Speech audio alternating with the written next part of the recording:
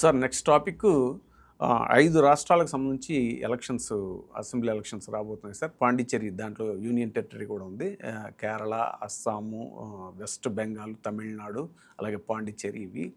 అయితే ఇప్పుడు ప్రజెంట్ చాలా పెద్ద ఇష్యూ నడుస్తుంది.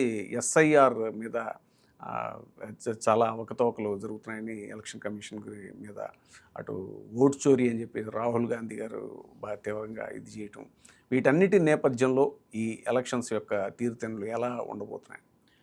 సో ఇప్పటి వరకు కూడా జరుగుతున్నటువంటి అసెంబ్లీలకు జరిగేటువంటి ఎన్నికలు ప్రతిదీ కూడా చాలా ప్రతిష్టాత్మకంగా తీసుకుంటూ వాటన్నిటినీ కూడా కైవసం చేసుకుంటున్నటువంటి పరిస్థితి బీజేపీ ఎన్డీఏ కూటమిది. అయితే ఈసారి ఈ రాష్ట్రానికి మనకి ఎక్కువగా ఆశావహంగా ఉంది అని చెప్పి భావించినటువంటి రాష్ట్రాలన్నీ కూడా, హర్యానా లాంటివి కూడా అనూహ్యంగా అసలు ఉన్న ప్రతిష్టను కూడా కోల్పోయేటువంటి రీతిలో ఇండియా కూటమి ఇదవుతున్న పరిస్థితి. అయితే ఈసారి జరిగే పాంచ్ పటాక, దీన్ని పాంచ్ పటాక అనాలి. 5 రాష్ట్రాలు అంటే 4 రాష్ట్రాలు ప్లస్ ఒక యూటీ. ఈ రాష్ట్రాల్లో జరిగే ఎన్నికలు మాత్రం ఖచ్చితంగా ఆసక్తికరంగా, ఉత్కంఠభరితంగా, హోరాహోరీగా కూడా ఉంటాయి అనేది చెప్పుకోవాలి. ఎందుకంటే ప్రధానంగా ఇందులో పెద్ద రాష్ట్రాలుగా, అంటే ఇంపార్టెంట్ రాష్ట్రాలుగా ఉన్నప్పుడు మనకు కనిపించేది వెస్ట్ బెంగాల్, తమిళనాడు. ఈ 2 రాష్ట్రాల్లో ఎన్నికలు చాలా ఉత్కంఠభరితంగా ఉంటాయి. తర్వాత సరే కేరళ సంగతి సరే, అటు అస్సాము పెద్ద ఇదిగా ఉండదు. అయితే ఈసారి అస్సాంలో కూడా మనం బాగా వేయాల్సిందే అనేటువంటి ఒక వ్యూహాత్మకంగా బీజేపీ అక్కడ కూడా అడుగులు వేస్తున్నటువంటి పరిస్థితి. ఇక పాండిచ్చేరి సంబంధించిన పుదుచ్చేరి అది ఆటోమేటిక్గా ఇదవుతుంది. ఇక్కడ మెయిన్గా మనం డిస్కస్ చేసేటువంటిది ఏంటంటే వెస్ట్ బెంగాల్ విషయానికి వచ్చినప్పుడు ఇది బీజేపీ దీన్ని చాలా సీరియస్గా తీసుకుంది. ఎందుకంటే అక్కడ క్రైసిస్ కనుక చూసుకున్నట్లయితే దాదాపు 60 లక్షల ఓట్లకు సంబంధించినటువంటి పంచాయతీ ఇప్పటికీ కూడా ఇంకా చిక్కుముడి విడవలేదు. ఒకవైపు ఎన్నికలు సమీపిస్తున్నాయి, అసెంబ్లీ పదవీ కాలం పూర్తయిపోతుంది. పూర్తవుతున్నటువంటి తరుణంలో కూడా ఈ విచారణ కోర్టుకు వెళ్ళింది. కోర్టుకు వెళ్ళినప్పుడు సుప్రీంకోర్టు ఏం చెప్పిందంటే అసలు మాకు 60 లక్షల మంది దీనికి సంబంధించిన చేసే వ్యవస్థ మా దగ్గర లేదు. ఒకవైపు ఏమో సెలవులు, వ్యవహారాలు అని చెప్పని తర్వాత వాళ్ళు ఏం చేశారు, అటు ఒడిశా నుంచి ఇలా కొన్ని కోర్టులకు కూడా మీరు కావాలంటే వాటిని షేర్ చేసుకోమని చెప్పని వాళ్ళ అది సహాయం తీసుకోవచ్చు అని చెప్పని ఒక తీర్పు ఇచ్చింది. బట్ స్టిల్ ఇంకా ఆ వ్యవహారం ఇంకా అలాగే పెండింగ్లో ఉంది. ఇక తర్వాత ఇంకోటి ఏంటంటే చాలా అగ్రెసివ్గా ఈసారి అటు రోహింగ్యాల సంగతి తెలిసిందే కదా, అక్కడ రోహింగ్యాల వాళ్ళందరినీ కూడా చేసేసి మ్యాక్సిమం ఓట్లు అక్కడ ఏరి పారేయాలనేటువంటి సంకల్పంలోనే ఉంది. ఇది ఒక రకంగా మమతా బెనర్జీకి ఎదురు దెబ్బ కింద చూడాలి. కానీ ఏమైనా సరే ఈసారి అక్కడ హస్తగతం చేసుకోవాలి, అక్కడ కైవసం చేసుకోవాలి, మమతా బెనర్జీ యొక్క దూకుడికి ముక్కుతాడు వేయాలి అనేటువంటిది చాలా పట్టుదలగా ఈసారి బీజేపీ ఉంది. మరి తర్వాత ఏంటంటే సరే చిరకాలంగా పరిపాలన చేస్తున్నప్పుడు కొన్ని అసంతృప్తులు ఇవన్నీ ఉంటాయి. మమతా బెనర్జీ మీద కూడా కొంత వ్యతిరేకత అనేటువంటిది వచ్చింది. సో వీటన్నిటిని ఓవర్కమ్ అయిన తర్వాత ఇక్కడ ఎన్నికల ఫలితాలు ఎలా ఉంటాయి అనేది ఇప్పటికిప్పుడు చెప్పడం చాలా ఎర్లీగా ఉంటుంది. కానీ బట్ ఖచ్చితంగా ఉత్కంఠభరితంగాను టెన్షన్ వాతావరణంలో కూడా జరుగుతుందనేది అయితే చెప్పచ్చు. వెస్ట్ బెంగాల్కి సంబంధించి ఇది ఇక్కడ నువ్వా నేనా అన్నట్టుగానే ఉంటుంది. గతంలో కూడా ఒకప్పుడు బాగానే ఉన్నటువంటి కాంగ్రెస్ పార్టీకి అయితే ఇప్పుడు అక్కడ కూడా పెద్ద హోప్స్ ఏమీ లేవు. కానీ ప్రధానమైనటువంటి పోటీ మాత్రం ఇటు మమతా బెనర్జీకి, బీజేపీకి, అంటే తృణమూల్ కాంగ్రెస్కి, బీజేపీకి అక్కడ ఉంటుంది. తర్వాత ఇంకొక ఇంపార్టెంట్ స్టేట్ ఏంటి అన్నట్టయితే తమిళనాడులో గతంలో ఏంటంటే ద్విముఖ పోటీయే ప్రధానంగా ఉండేది, 2 కూటములు, ఏఐడిఎంకే. కానీ జయలలిత మరణానంతరం ఏఐడిఎంకేని చాలా సక్సెస్ఫుల్గా స్టాలిన్ ముక్క చెక్కలు చేయడంలో అటు బీజేపీ కావచ్చు, ఈయన కావచ్చు, వాళ్ళు సఫలీకృతం అయ్యారు. అసలు వీర విధేయులుగా ఉన్నటువంటి వాళ్ళు, పన్నీర్ సెల్వం లాంటి వాళ్ళు కూడా డిఎంకేలో చేరిపోవటం, అవకాశవాద రాజకీయాలుగా వాళ్ళు ఎక్కడికక్కడ స్ప్లిట్ అయిపోయిన పరిస్థితుల్లో నేను ఇక రాజకీయాలకు దూరంగా ఉంటాను, నాకు రాజకీయాలు ఇంకా అవసరం లేదని చెప్పిన శశికళ ఉన్నట్టుండి ఒక్కసారిగా రంగంలోకి దిగి తను మళ్ళీ నేను సైతం అని చెప్పని వస్తున్న పరిస్థితుల్లో ఆమె వైపు ఎంతమంది ఓట్లు చీల్చుకోగలుగుతుంది, ఎవరి ఓట్లని ప్రభావితం చేస్తుంది అనేది కూడా కొంత ఆసక్తికరంగా ఉంది. ఇక అన్నిటినీ మించి ఇప్పుడు అక్కడ న్యూస్లో ఉన్నటువంటి వ్యక్తి ఎవరంటే విజయ్.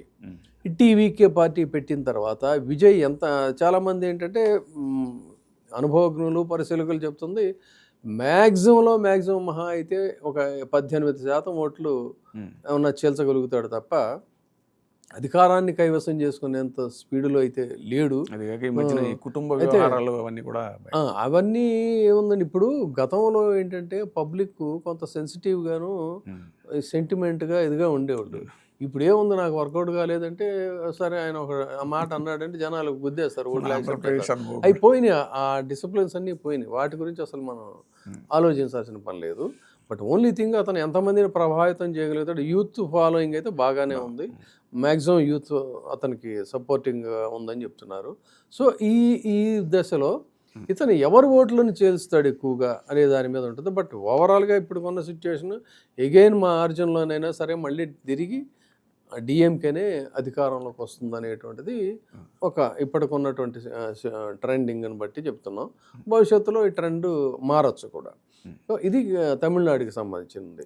ఇక కేరళలో ఒక ఆశ్చర్యకరంగా మేయర్ సీటుని బీజేపీ దక్కించుకుంది. అంటే అక్కడ కొన్ని సెగ్మెంట్స్లో వాళ్ళు ఎప్పటి నుంచో ప్రయత్నం చేసి అది ఒక రకంగా బీజేపీకి ఊతం ఇచ్చినటువంటి ఫలితంగా చెప్పాలి. సో వాళ్ళు ఎంతవరకు ఎన్ని సీట్లు ఈసారి ఏమైనా కొన్ని సీట్లైనా తెచ్చుకోవాలనేటువంటి ప్రయత్నంలో ఉన్నారు. అక్కడ ప్రధానమైనటువంటి పోటీ ఏంటంటే ఓవరాల్గా ఇండియా కూటమిలో కమ్యూనిస్టులోనూ వీళ్ళు ఇండియా కూటమిలోనే ఉన్నప్పటికీ కూడా అక్కడ మాత్రం ప్రధానమైనటువంటి పోటీ అటు కమ్యూనిస్టులకి ఇటు కాంగ్రెస్కి ఆ గ్రూపుల మధ్య ప్రధానమైనటువంటి పోటీ ఉంటుంది.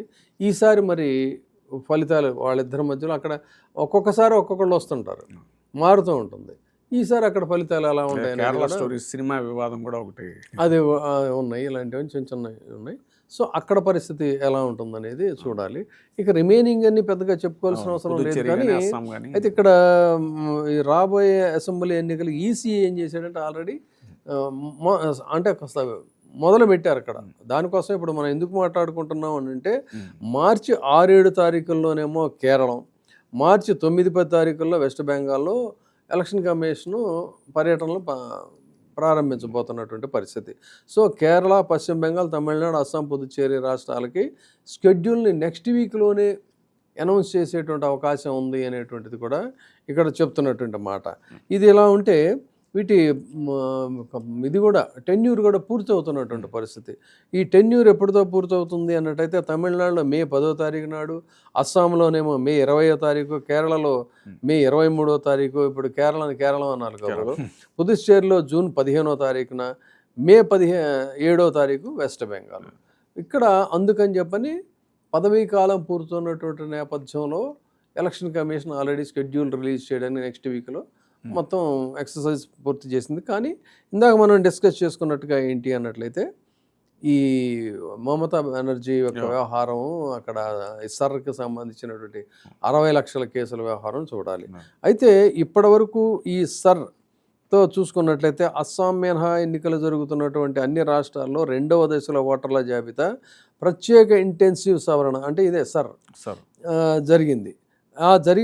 జరిగిన దాని ధర్మలా ఇక్కడ చూసుకున్నట్లయితే ఈ సవరణ తర్వాత తమిళనాడులో 11.55%, కేరళంలో 3.22%, వెస్ట్ బెంగాల్లో 8% ఓటర్ల సంఖ్య తగ్గింది అనేది స్పష్టంగా తెలుస్తుంది. పుదుచ్చేరికి వచ్చేసరికి 7.57% ఓట్లు తగ్గాయి. ఇది ఇక్కడ మనకున్నటువంటి తాజా లెక్కలో చెప్తున్నటువంటి మాట. సో ఈ పరిస్థితుల్లో మరి ఈ ఎన్నికలలో మళ్ళీ తిరిగి ఇవైతే ఏంటంటే బీజేపీకి ఇది పెద్ద సవాలు.